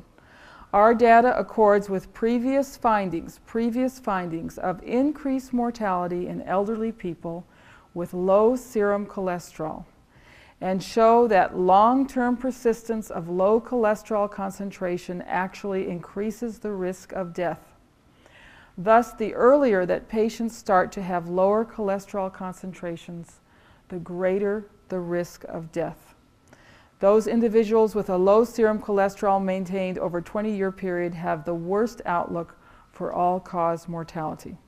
And similar findings have come out in other journals. And remember that now these cholesterol drugs are being promoted for younger and younger people, even teenagers. A meta-analysis published in 2003 looked at 44 trials involving over 10,000 patients, and the death rate was identical at 1% of patients in each of the three groups. Those taking Lipitor, those taking other statins, and those taking nothing. So what good are these cholesterol-lowering drugs? They do solve one health problem, and that is the problem of cholesterol anxiety. If you suffer from cholesterol anxiety, they will lower your cholesterol. Here's an ad for Lipitor, the most widely selling statin drug, cholesterol-lowering drug, implying that even young women slim young women should be lowering their cholesterol, as well as hefty guys. Okay? Let's read the fine print here. Lipitor is a prescription drug used with diet to lower cholesterol. Lipitor is not for everyone, including those with liver disease or possible liver problems. How do you know if you have a possible liver problem? Women who are nursing pregnant or who may become pregnant. Now remember, they're promoting this for women now, and they want these drugs to be over-the-counter drugs, which means that women who may become pregnant will be taking these drugs. And these drugs cause horrible birth defects, much worse than thalidomide. But here's the clincher here. Lipitor has not been shown to prevent heart disease or heart attacks. So why would anyone take this drug? Only because the doctors are pushing it. Okay, if it ain't cholesterol, what causes heart disease? There are many other theories proposed to explain this epidemic. There's obviously no time to go into them in detail. We start with Dr. Weston Price, who looked at heart disease and vitamin levels back in the 30s. And he thought that heart disease was caused by a deficiency of vitamins A and D in animal fats. In the spring and fall, when these levels were high in the animal fats, people had less heart disease, less deaths from heart attack. But there are other good theories: refined carbohydrates, trans fats, vegetable oils, oxidized cholesterol and oxidized fats, various deficiencies, including a very new proposition here, vitamin K2 deficiency, which is found where? In animal fats and organ meats. The researchers from Holland are predicting that within 10 years we will define heart disease as a vitamin K deficiency, because vitamin K prevents the calcification of the arteries. Heated milk protein. There's very good evidence that pasteurization makes milk atherogenic. There's a theory about homogenization in heart disease, and many, many other very interesting theories, one by a Brazilian researcher having to do with acidosis of the heart.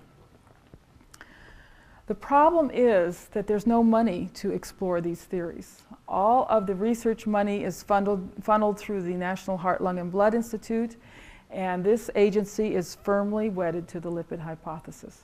So the few brave researchers who propose other theories don't get enough research money to follow through and find out if they're true. And probably all of these have some bearing on heart disease. These were Dr. Price's charts.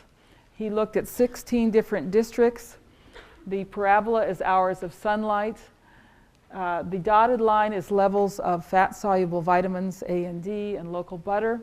And the solid line is deaths from heart disease and infectious disease in local hospitals. And there was an inverse relationship, even showing this little dip here where the vitamins were lower in the summer, midsummer, then you got a little rise in deaths from heart attack and infection. And he found this pattern all over the United States. And where do we get these vitamins A, D, and K? From our seafoods and our grass-fed land animals, all of the foods that have been demonized that we are told not to eat.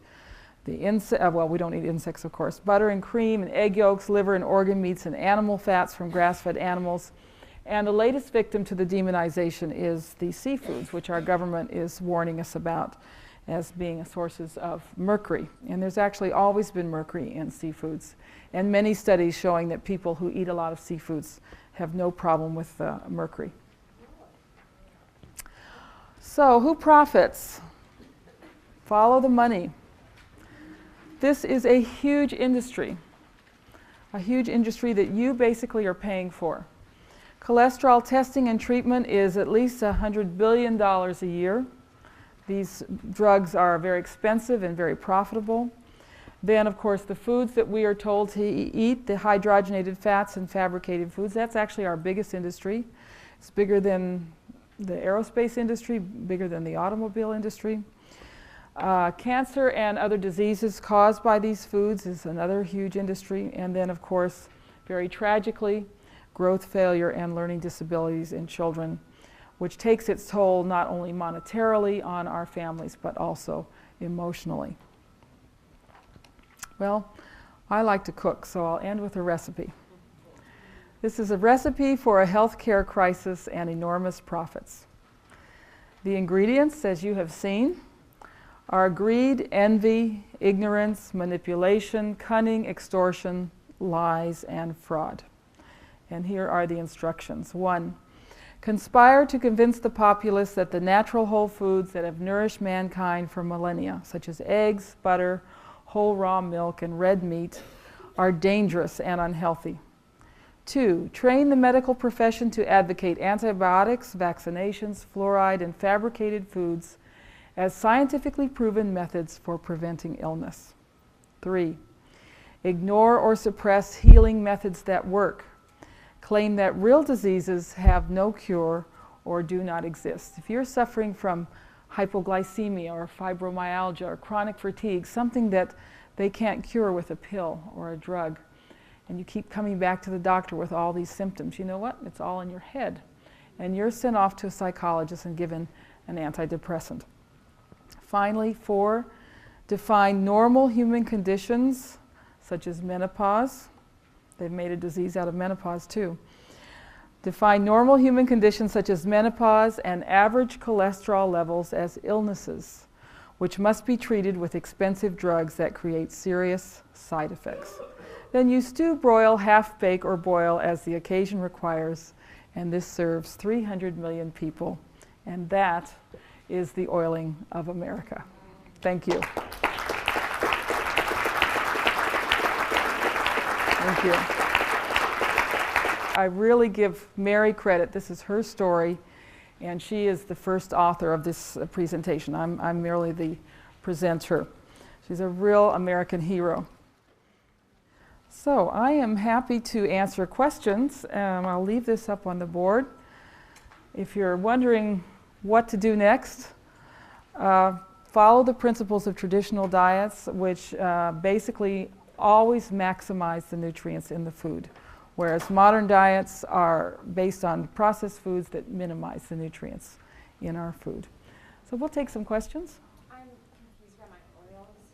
So grapeseed oil would be polyunsaturated, Okay. correct? Which oils do you want me to come? Grapeseed oil. And grapeseed oil. Any other oils? Canola. Grapeseed canola. Okay. The question about some of the other oils. Grapeseed oil is quite polyunsaturated. It's highly processed. They use hexane to extract it. Hexane is very carcinogenic. It's one of these processed vegetable oils. Canola oil is a monounsaturated oil. The industry thought that this would be a very heart-healthy oil, but when they actually tested it, it caused a lot of problems in the animals. So we don't recommend canola oil either. Olive oil is fine in small amounts used in salads. That's what we use. But basically what you cook with should be saturated fats, because the saturated fats are stable. Yes? Yeah, I just have a question. I'm looking at this and there's no vegetables. Yes, there are. Where do we have the vegetables? Vegetables. Yeah. Vegetables were often fermented. A lot of these diets had no vegetables. Vegetables are kind of modern, really. Yeah. Listen, I'm all in favor of vegetables as a vehicle for butter and cream and cooked in lard and whipped cream. Okay.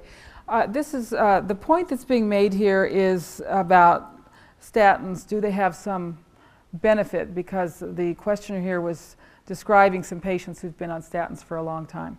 And what they think is that statins do have a slight benefit on inflammation. And of course, the latest theory about heart disease is that it is an inflammatory process, which is no doubt part of the picture. So they do seem to suppress inflammation a certain amount, but there's so many other ways, better ways of suppressing inflammation than taking these statins. And we hear daily from people who have had horrible experiences with the statins, but they continue because the doctors keep insisting. Mm-hmm. The question is, it's very hard to make recommendations when... Our questioner here is saying there's no support in the hospitals or among the cardiologists about this.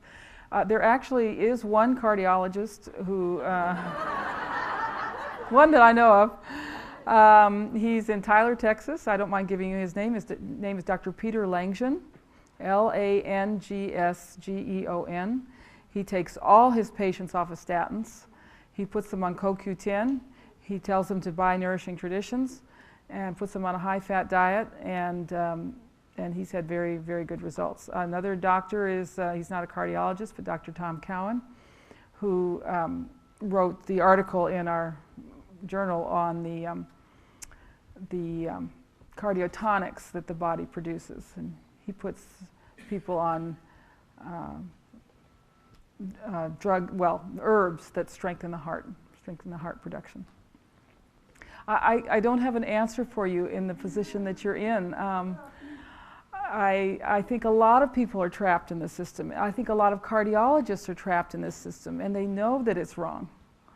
but they have no choice. And actually their salaries are based on giving out statin drugs. If they don't give them out, they get docked, you know, especially those in the HMOs. So it's really sad. I feel sorriest for the people trapped in the system who know that there's a problem and can't get out. And the only way this is going to change is by individuals just refusing. You know. And there is a lot of resistance. You read about this in the articles, the drug companies in the articles saying, you know, we have a lot of non-compliance, we have a lot of people who don't realize the danger and so forth. So, yes, Ma? Can I ask a question about autism? Milk and how it's processed and the leaky gut normally? Okay, this is, I'll just answer very briefly. Please pick up a copy of our Children's Health issue and read the article by Dr. Natasha Campbell-McBride, who treats autism by repairing the gut and the gut flora.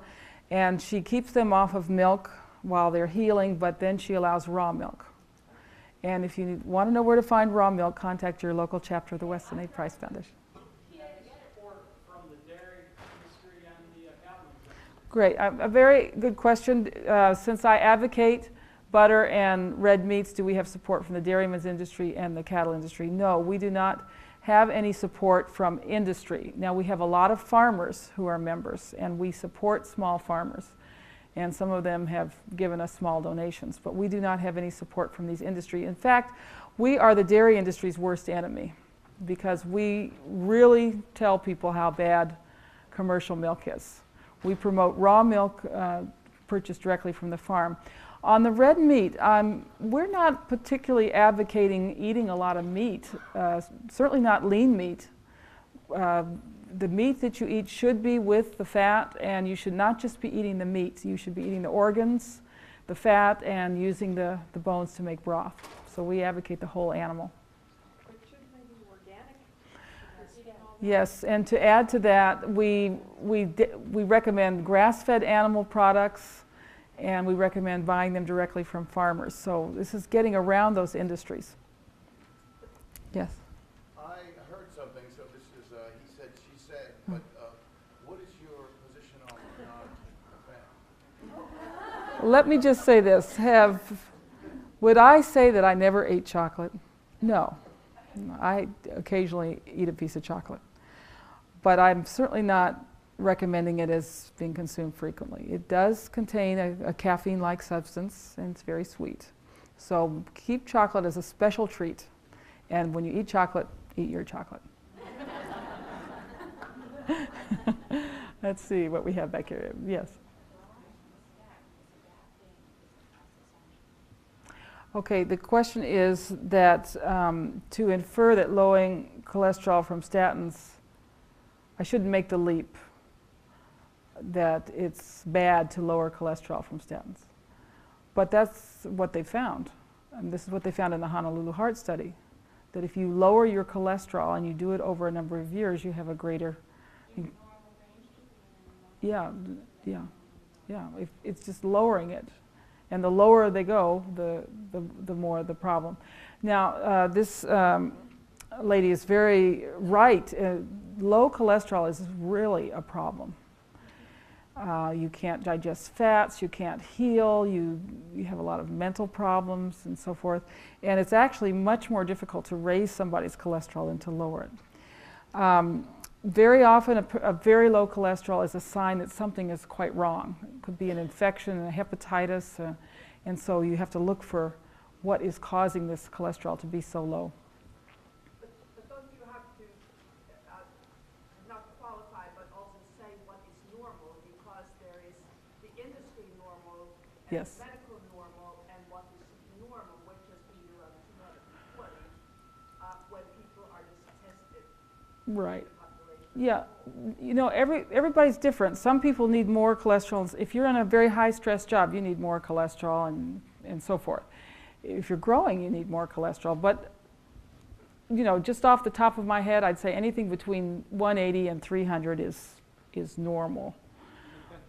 But the thing is, if it's over 300, you really don't have to worry either. So I mean, no one should be tested? I've never been tested. It's a complete waste of time and money, you know. Yeah.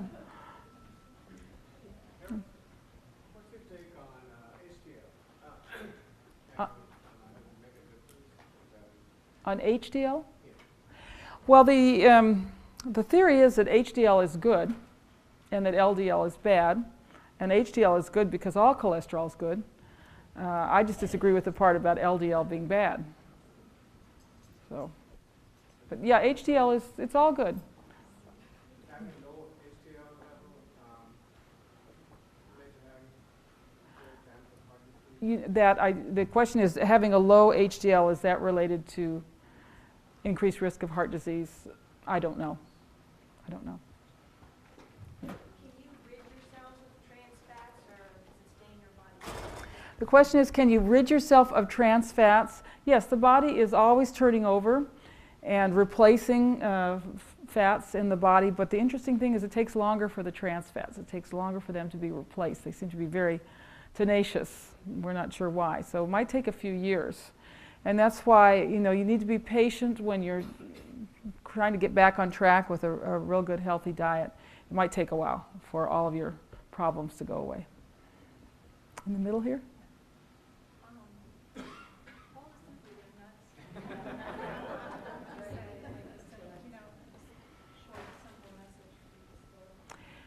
Well, the shortest way of putting it is eat the way your ancestors ate.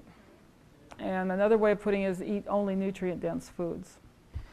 Okay, so the question is, how do you condense this down for non-believers, right? This is a wonderful teaching tool. It's our little booklet, dietary guidelines booklet. We've tried to fit as much information as we can in a few short pages. It's a very subversive document, actually. And this is a nice non-confrontational way to so you might want to read this. Yeah. Do you only recommend lacto-fermented vegetables? What about Okay. fresh vegetables that have the enzymes in them when they're raw? Okay, this is a question about vegetables. Do I only recommend lacto-fermented vegetables? We love vegetables. As I say, they're a great vehicle for animal fats. The salad vegetables can be eaten raw. They've been bred to be low in fiber. But most of your vegetables should be cooked. Vegetables contain a lot of toxins. They contain blockers and goitrogens, and these are partially or fully neutralized by cooking. Cooking liberates the nutrients and breaks down the fiber, which is indigestible for humans.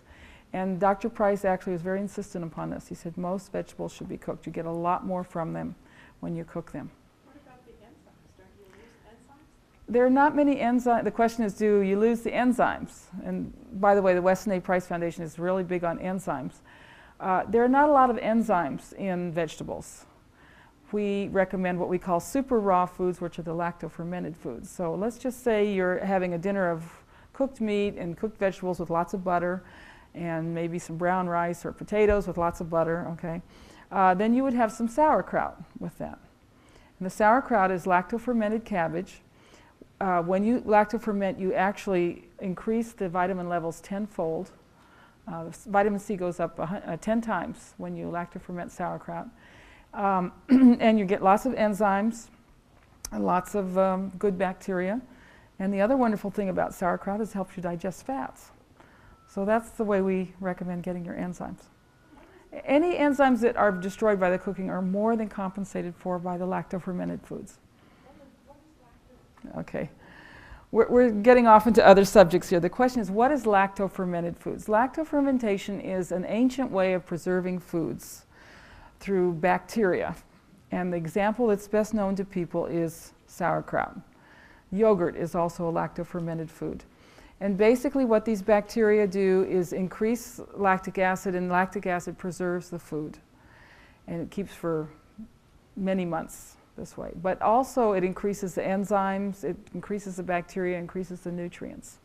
And almost all cultures in the world consume lacto-fermented foods. They give you stamina, they help with digestion, they help you digest fats, they do lots of wonderful things. We're big advocates for lacto-fermented foods.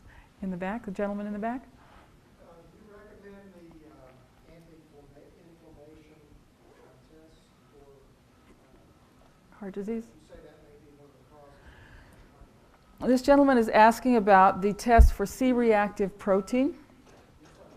And it is It is a test for markers of inflammation. I think it's a fine test to take. You could take that test. You can also take the electron beam tomography if you're concerned about this. And don't get me wrong, I'm not saying that people aren't at risk for heart disease. Obviously, lots of people are at risk for heart disease because lots of people have heart disease. The point of all this is that it doesn't have anything to do with cholesterol. So yes, if you have high markers for inflammation, if you see the blockage in the arteries, you need to change something. And the first thing, of course, is the diet, and maybe that will make you motivated enough to get off all processed foods and get back on real foods. Let's see if I've answered you. So here we go, in the back here. Do you recommend any ways to reduce plaque in your arteries? Do I recommend any way to reduce plaque in the arteries? I think our diet will do this. I think getting on lots of vitamin K, which is in grass-fed butter, it's in organ meats like liver, cheese is a great source of vitamin K. This can help a lot. We've had people tell us that they've had these tests for artery blockage and then gone back after being on our diet, and it's better. There have even been some, 1 or 2 studies which indicate, there's no complete proof, that the saturated fats really do help reduce blockage. Yes? So not appropriate. My feeling on this is that if you get the person on a good diet, the cholesterol will go to the level it's supposed to be for them.